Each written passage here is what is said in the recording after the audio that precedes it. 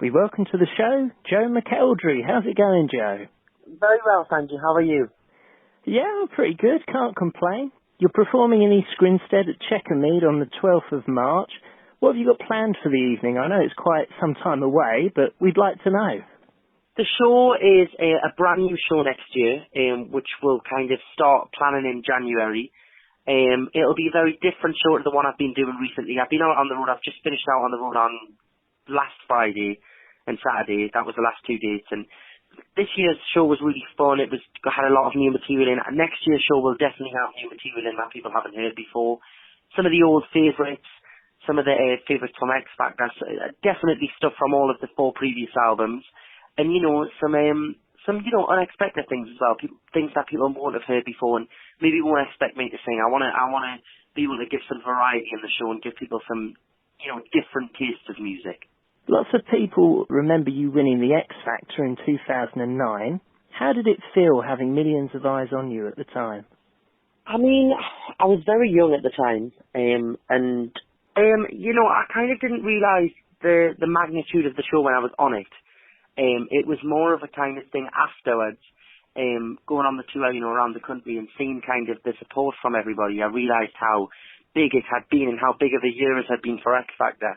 But it does take a bit of getting used to, and obviously I've never been one of them people that kind of wanted to be famous, so it is a big adjustment. It's a huge life adjustment. Your life changes within 12 weeks, and suddenly you can't do certain things that you used to be able to do, and everywhere you go it's kind of different, and people react differently. So it takes a bit of getting used to.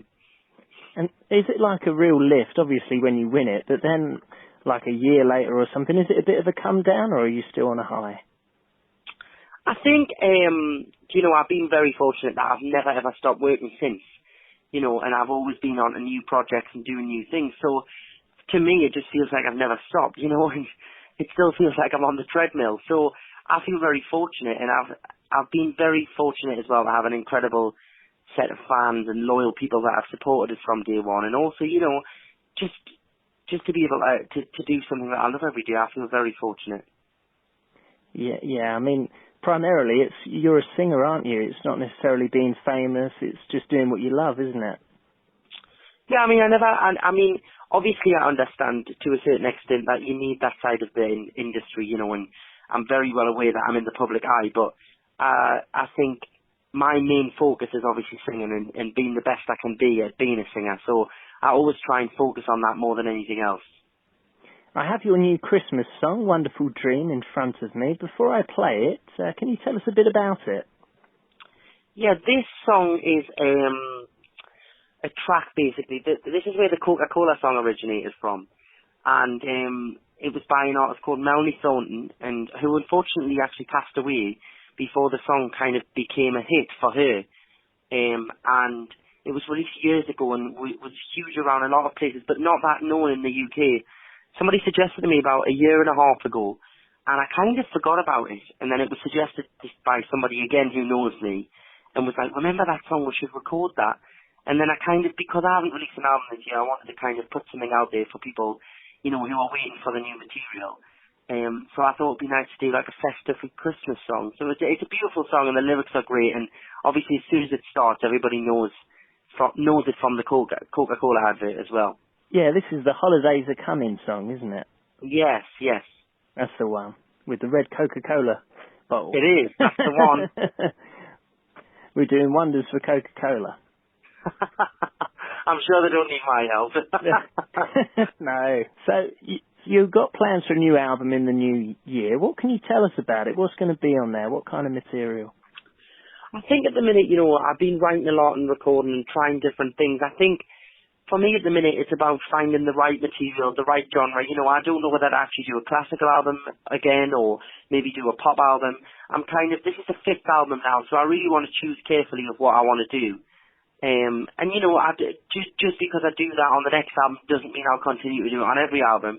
It's not necessarily a big decision in that sense. It's just about what feels right at the time, and what kind of the demand is from people who are supporting us. I want to essentially give people what they want to hear and not necessarily what I want to do, because, I've got plenty of opportunities to do plenty of songs that I want. So it should really be about the people who want to go out there and get the record. Yeah, definitely. So how do you find that out? Is that through like social media or? Yeah, I mean, the best gauge for me is doing it at the shows, you know, doing material at the shows and seeing what reactions you get from certain songs and you know, and gauging it like that. I feel like that's first hand. There's nothing kind of presented in a different way. It's all there and it's just, it's live, you know, you see the reaction live. There's no kind of, nobody has an idea before, nobody kind of, you know, you just see it, you see by the facial reactions, you see by the round of applause at the end, and I feel like that's the best way to find out. But, you know, you're not always fortunate enough to be able to take an album or a style of music to an audience straight away to test it, but hopefully on the tour I can do some of that, you know, and really research what the fans want to hear. Yeah. And I suppose you're lucky in some ways because you went on the show Pop Star, Opera Star. Was that the name of the show? Yeah, yeah. Yeah, that one, and you won that, and because you can sing operatic songs as well. So, is that in your live show as well? Yeah. I mean, I do normally I do Ness and Doma, Time to Say Goodbye, and I do a few others as well, a few Italian tracks. And what I like to try and do, which I'm always kind of conscious of doing, is using pop songs and maybe changing them into Italian as well, and trying different styles like that, because I think when it's presented to people in a different way, it kind of makes them sit up and listen a bit and be like, oh wow, you don't realise that sometimes a fast pop song could be turned into a beautiful, Italian ballad. People just don't imagine that. So I'm always looking for songs to do that with songs as well. Yeah, I mean, yeah, with music you can change it to however you like, really, can't you, to make it sound Totally. Well, whatever style, opera, pop, jazz. Anything. Totally. That's what's great about music, I guess. Yeah, and I think when somebody comes to see a show, it's about connecting as an audience and a performer. And the only reason people are there is to hear the music, And I think to have that connection between a group of people in one room, it's a strong thing. So if you can use it in a good way, it's brilliant. What do you think of the current crop of singers on the X Factor? Do you have any favourites? Are you watching the show? I think Nicholas, Mcelderry and Sam Bailey are my favourites. I think they're the best vocalists, and I think, they're the best out of the finalists. So hopefully it'll be them two in the final. Well, thanks a lot for joining us on the show, Joe, and good luck with the tour next year, and we're looking forward to seeing you in East Grinstead at Checkermead on the 12th of March, and good luck with the Christmas single. Thank you very much. Thanks for your time. No problem. See you, Joe. Thank you. Bye. Bye. Thanks.